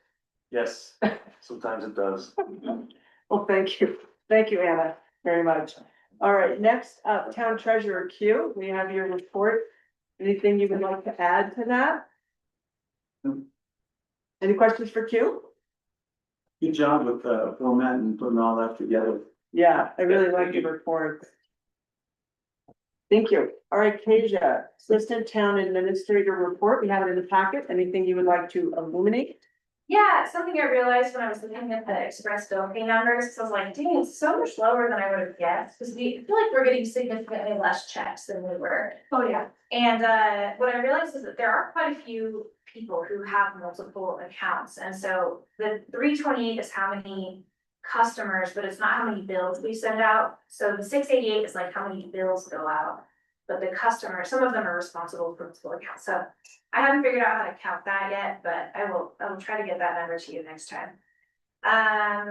We worked on some Title 18 signage violations. Jacob was working on putting them into the system. We did get Bridget into it's community core. It's the same system we use for building permits. So she can also look at code enforcement, because we're gonna send a prettier letter than the one that Safe Build writes. First, as our first friendly, like, hello, we're the town of Georgetown. You know, this is the thing we're worried about, please take care of it, let us know. And then if they don't respond to that, then we'll do the more serious looking Safe Build one. So we're just sort of working through that process right now, but I think there were an additional 6 Title 18 signage violations that he emailed to us last week, so. And just to clarify, the Title 18 sign violation defines what? Like, It's all of our sign regulations. it's all of them? All of them. Okay, so it's not one specific, it's all the signs that are. okay. Yes, Title 18 is a whole chapter Gotcha. of signage, so specifically we're looking at feather flags and the temporary vinyl banners that have been hung up. Those are not supposed to stay up year round. You can do them for events with permission, but you're not supposed to have them like plastered to your building all the time. Like we have pretty strict sign code about what you're allowed to do, so. Enforcement. And also, I think that you told me that the signs that are put out that say open, those are not legal. Yeah, people are allowed to have flags that reflect like a nationality or a group or, the state or, like the Masons can have a flag. Oh, But so you a flag. can't have a sign that says open, flag that says open, so, But you can have put a sign on your window that's lit. yes, you can't put a sign. As long as it Have you doesn't say- seen the new ones? Yeah, the hardy part. So with the sign issues, is there a reason why we're not being maybe a little bit more aggressive with the temporary permit that we issued with the food truck and their sign violations? They're on the list, yes. Well, I know they're on the list, but we've got. They're operating under a special temporary license. we know that we have had conversations, which we can address when it comes to your report. It just seems to me that we would expect a little bit more prompt response and compliance from them, or their permit may be at risk. Yes, so, that's a good point, but when we're talking about code enforcement, it's important that we treat everybody the same.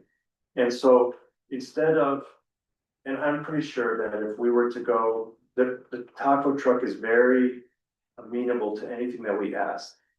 But we sided with, okay, who are the businesses we're gonna have to talk with that are gonna have an issue with us at taking away the open sign or the feather sign that's been out there just in front of our neighbors, right, for years. Forever. And so that process is very strict, that you have to give them notice, you have to give them time to remedy the notice.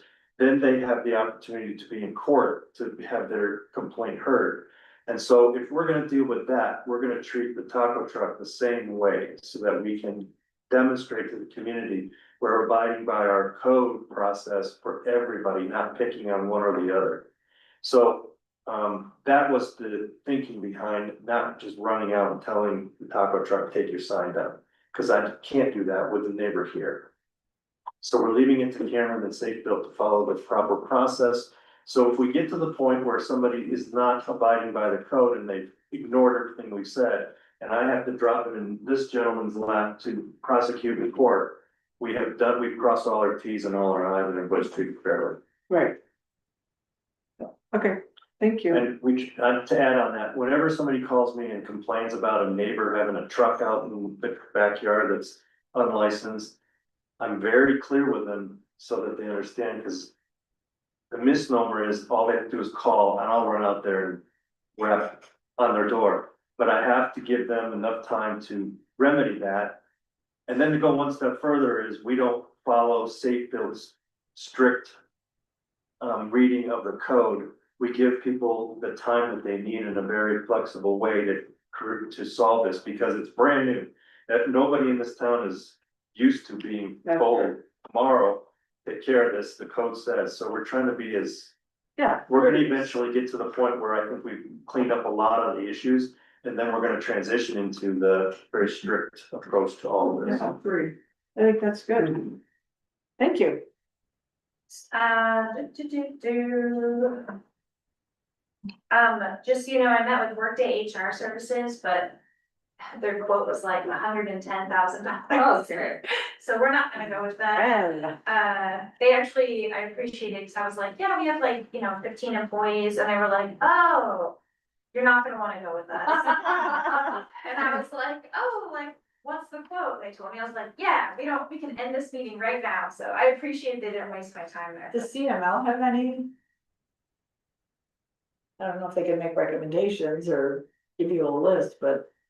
I mean, I'll for reach out small to them. communities to see, I reached out to Workday because they integrate with Cassell, and I just wanted to see what their services were, so, but, yeah, and there's a lot of options, and I will be exploring more.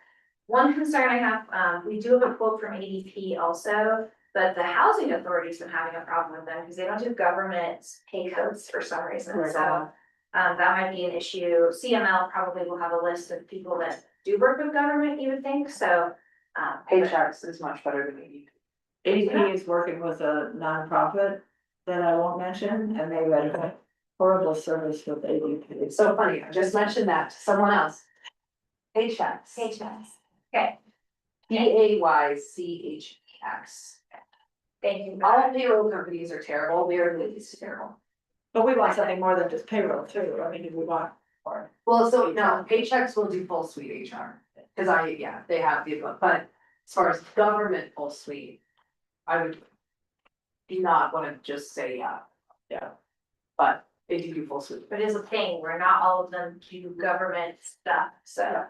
Thank you. It's weird. And then the crisis communication workshop was really good for me. I think Emily already knew a lot of it, but it was mostly media training, like how do you talk to the media? How do you make posts that are crafted to be compassionate? And they really cautioned against like you know, even if people got into a situation that is their fault, like, don't say it that way, you know, like, you want to be an empathetic party. So I thought that was a really worthwhile workshop, and that's it. We got a little pushback, I think, from the announcement of that training as to what our crisis management plan is.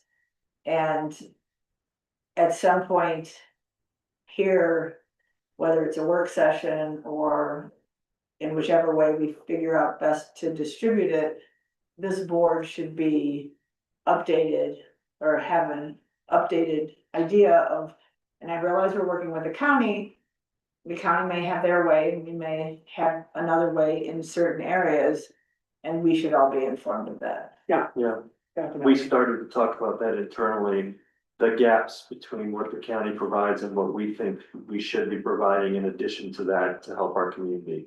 And when we go through like this last PSPS event with Excel, those gaps are glaring to us that while the county's looking out for everybody, they're not looking out specifically for some of the uniqueness of the Georgetown community. So we're trying to come up with ideas for that gap, and then we'll include all of that in an update to all of them, so you know what's going But on. even as you whittle it down, perhaps kind of a preliminary presentation to us, because there may be some feedback.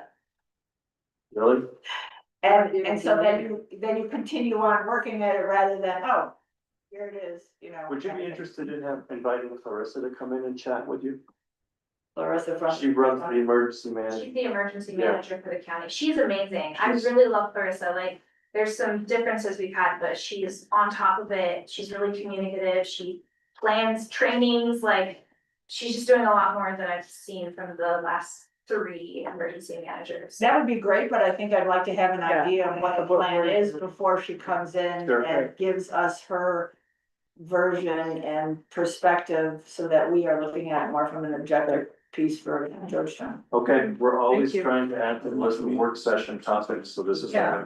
Yeah. And I've got one too. I did get an email from, I think it was Christine, someone from Excel saying that they've updated some of their texting practices to include like the people who live in the houses, not So just the funny. landlords, so.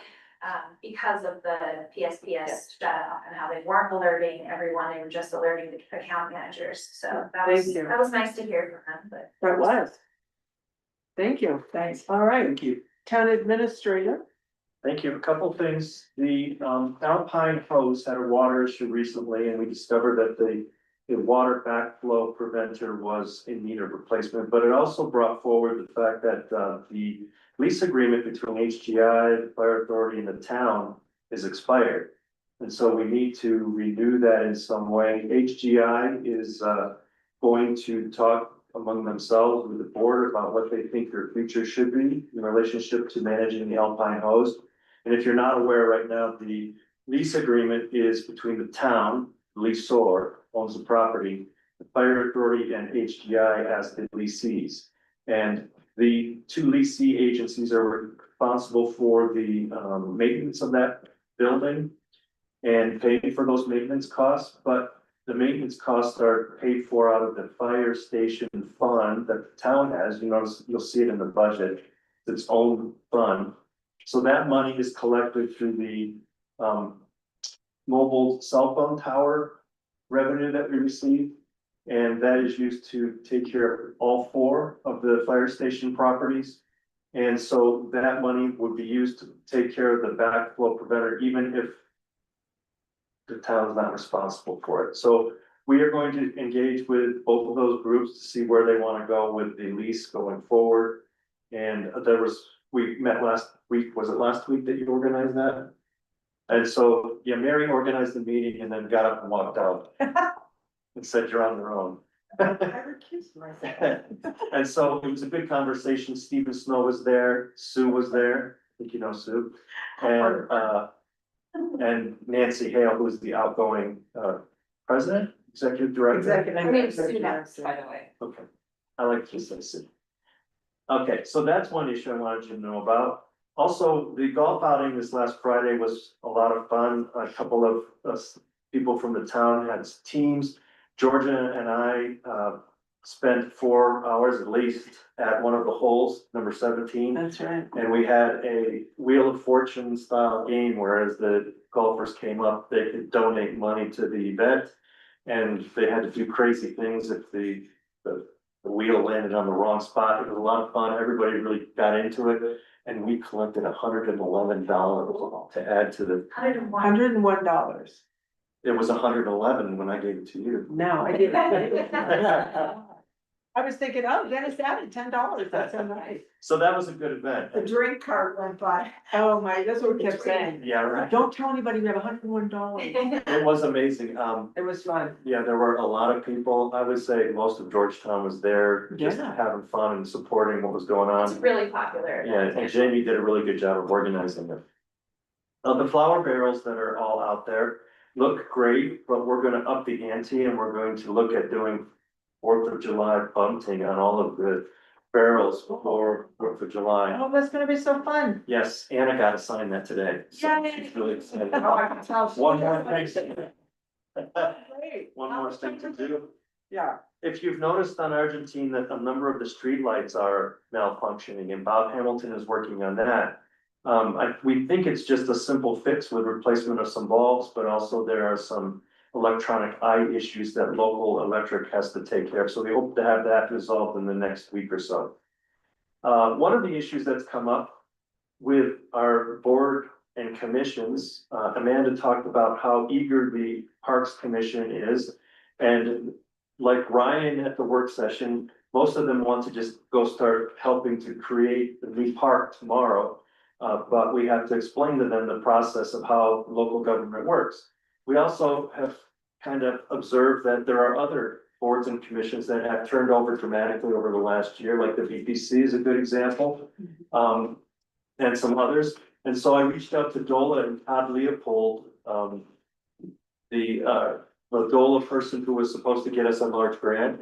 But then he and I are. You feel guilty now? He must be, because he's working with us, but he's a great person to work with, Dola.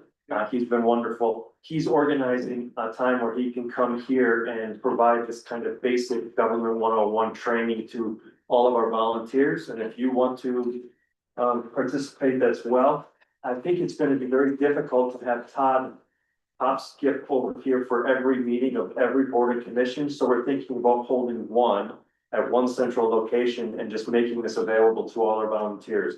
And if some of them can't, we need to follow up with Todd at a different time, we're gonna do that. But I think that if we can get this basic understanding of how this all works, I think that some of the confusion by some will clear and understand that here's what the meeting's all about, here's how the meeting's supposed to be running, here's why we only give, people who are attendees one chance to talk, because we want to give everybody the opportunity to communicate. I think that that would go a long way to helping them become more efficient in what they're doing and what tasks they're doing to help you. So that's on the, Are you thinking about doing that over in the community center? we are, actually.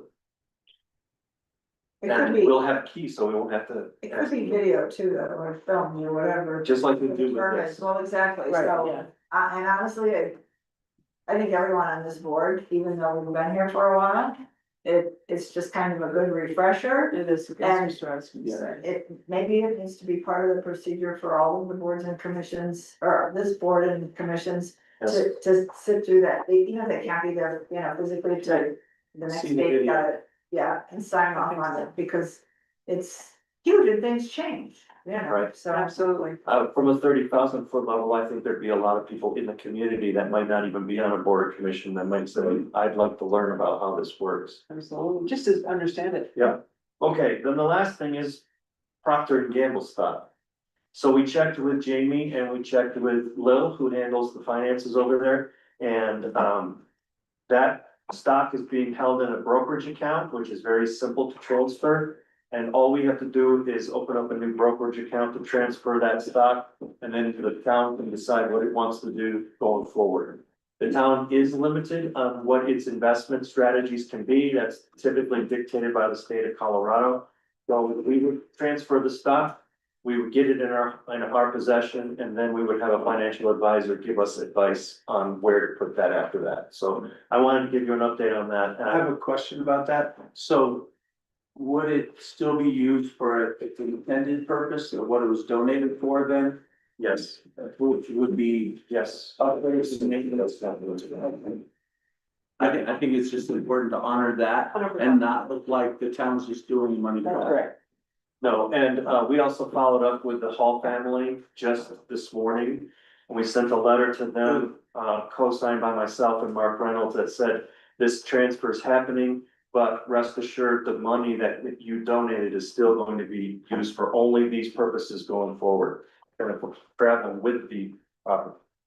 And I don't know if I missed it, but the community center business plan meeting, is there a date or something set for that?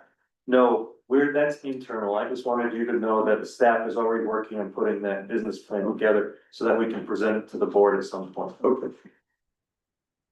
Okay, thank you. Thank you. Under the CFP project updates, next time around, could you put some dates on here as to what, you know, the design is underway, what a due date is, there's some deadlines on here, please? So that we can kind of, I tried to do that. Did I miss them? well, we've got Mary, I'm sorry, which one did you say?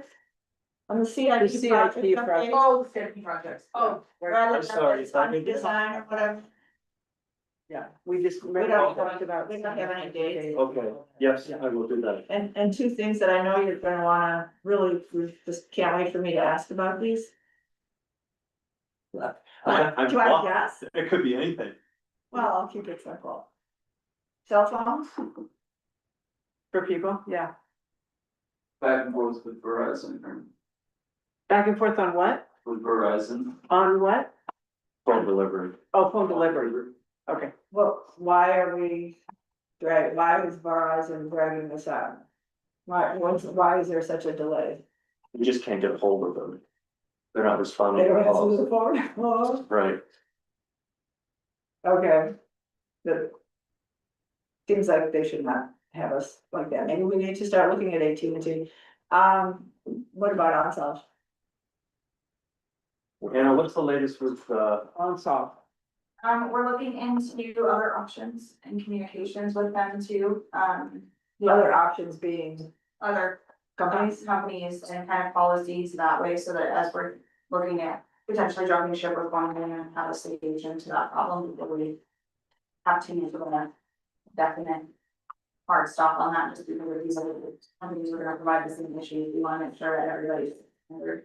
so they haven't been able to address our concerns as far as our security breach? We've been in communication with them, I've asked them questions, but, they haven't given us definite responses as to why their communications were not appropriate. It's one thing to have security, but if a security breach happens and their communications are not appropriate after the fact, so we're looking into that response and how it looks for us from that perspective too. So the conversation's been had with them as far as refunding or, that's part of the conversation. But just like the phone system, the OnSolve system, I've directed both to, we've got to cut bait at some point. So if we don't get the results we want from OnSolve in particular, because they've been talking with Anna and reassuring her, but Anna's not happy with the reassurance she's getting. And there's no point in us dragging it out with OnSolve because we really haven't started populating the list or whatever we have to sign up as subscribers. And now is a good time to change. So we have to stop at some point and say we're done. And so that's why Anna, right now, we're at a point with OnSolve that we're done. But we both agree when we talk about this, we want to have somebody ready to go, or at least have some options for you to consider in this setting to give us the okay to go forward with before we cut and stop doing OnSolve. well, the same with the cell phones, if this board needs to change the action that we took. Right, Yeah, there's so go, right, for then sure. let's do that, let's not have anything that we're, Right. holding back for that service to be provided. Q's frustration resulted the other day in him just saying, we should just go down to the Verizon store and have them do that. I don't want I to. also think though that like, if we're trying to get these incredibly specific numbers, if we're willing to let that go, which I think would be reasonable. Because numbers are so, like now there's 303s again. I mean, it would be great if they could all be in the same area code, but I think, you know, unfortunately, I love the idea of us all having a 569, et cetera, but if we're willing to let that go, it would probably go faster. That's the key, because if we want that kind of service, we can't do it at the store. Yeah. We have to do it through the government the government rep. And if the government rep can't do that, then we need to know that now, so we can say, we're not gonna hold out anymore. We're working with you, we're just gonna go to the store and get our 11 phones issued. Well, exactly, yeah, so. I have a We question. wanna help facilitate that, so. Do we have a timeline on the dog park with the kids bouldering and all that that's being done on ABC 123 on the lagoon? Yes, so Creighton's timeline is a rough timeline because it's dependent upon the weather a lot over there, but he indicated to us, if I'm remembering this correctly, and I think I gave it to you in an email, a Friday email, a month and a half ago or so, but their timeline was to have the shoreline improvements, like the patio work, done by the end of this month. And then the next phase would be done by mid-August. That's as much as they could give me on their timeline and when they have it complete. They're making progress out there, but it's very hit or miss, like. Yeah, they're doing a lot of grading. Yeah, it's fun to see the sunken area. I don't know if you've been over there. Yeah, I've seen that. I'm just wondering. Yeah, they're doing concrete It's gonna work be now. another lagoon. Well, but if it was 6 weeks ago, maybe you can get an update. and Sure. just Yeah. share that. Yeah. Thank you. All right, thank you. Real quick before we end, this is the Clear Creek Sheriff's Award that we got at the Lyle Rulers dinner that I forgot to bring last time. So I wanted to bring this and present it to all of you because it's very wonderful and we won it. And I'm going to bequeath it to Kasia to handle for our jail. So thank you. All right, and that is it. Now, we are, Mike has the motion. Mike has the motion. Is that all I do? That's it. We don't need to turn this, any motion there. No, because we're not gonna adjourn until after the. Okay. People to come back. So, We have so much fun. I move to go into executive session under CRS 24-6-402. For B and F with the town attorney and town administrator. To receive legal advice on and for a personnel matter. Town administrator evaluation and employment agreements.